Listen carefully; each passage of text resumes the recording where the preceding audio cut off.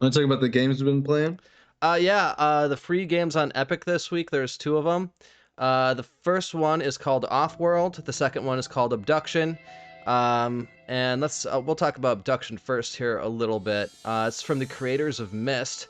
If you're as old as me and Justin, you might remember Myst. I believe that one came out in 1993, and it was this epic puzzle-solving adventure game that was kind of atmospheric and alien in nature.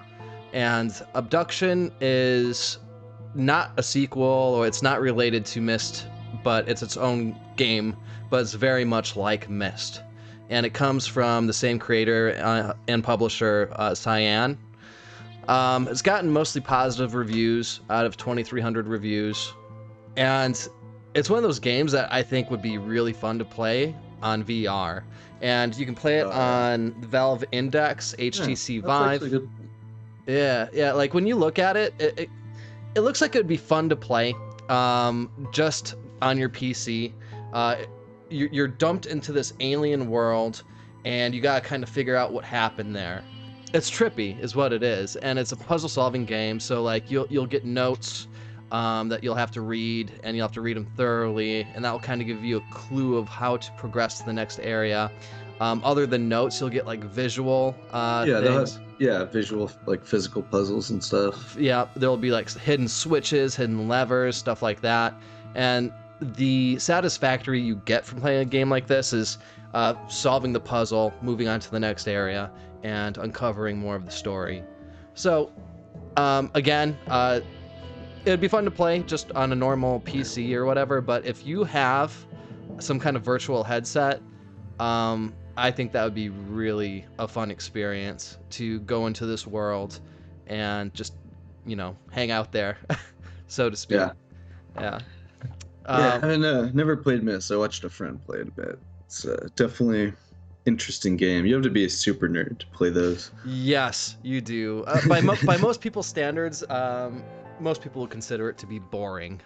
There's not like enemies that you have to fight. There's no like first person shooter type of thing going on.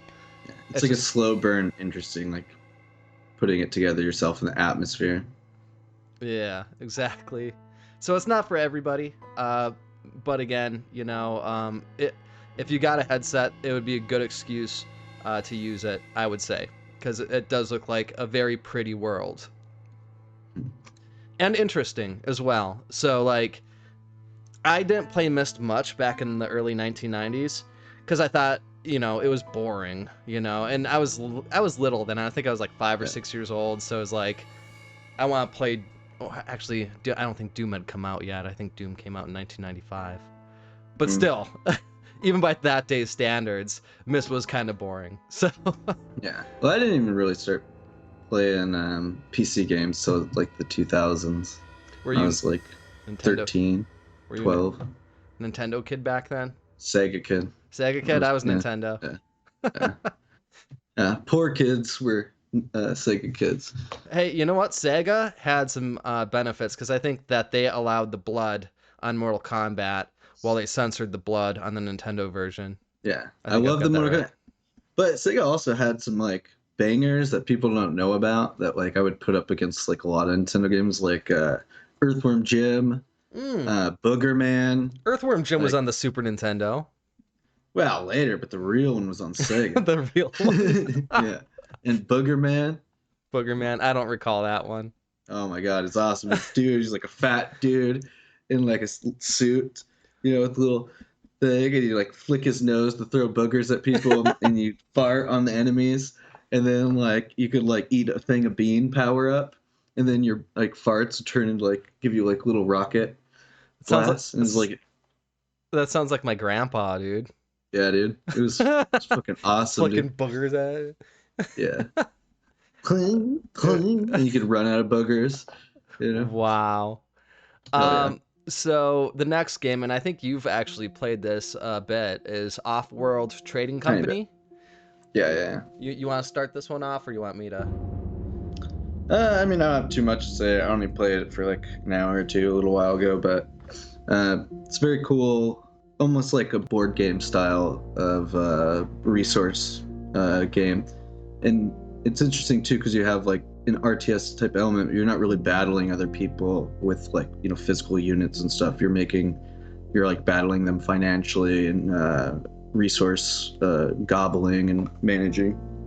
Yeah, I think that's a fair assessment. I actually played it a little bit. I wasn't able to get much into it, but from what I know, the games aren't that long. Was it like 30 minutes to an hour to complete a game? So it's not like Civ 6 or... I think you can tweak it too, but yeah. Yeah, so it's not like a super long game each time.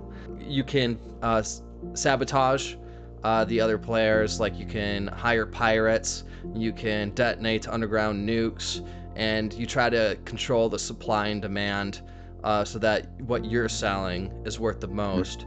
And the end goal of the game is to be the major stockholder of all, I think, 7 different resources. Or, I'm sorry, there's 13. I just looked it up.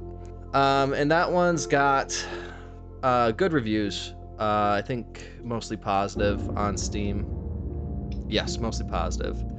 So if you're into RTS games and you're looking for something a little bit different, it's not like Command & Conquer or StarCraft. It's like an economy-based RTS game, so it's a little bit different.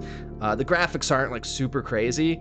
It's a lot more about the gameplay, which for me, I've always prioritized gameplay over graphics any day. So, you might want to overlook that because the gameplay is what really matters, I think.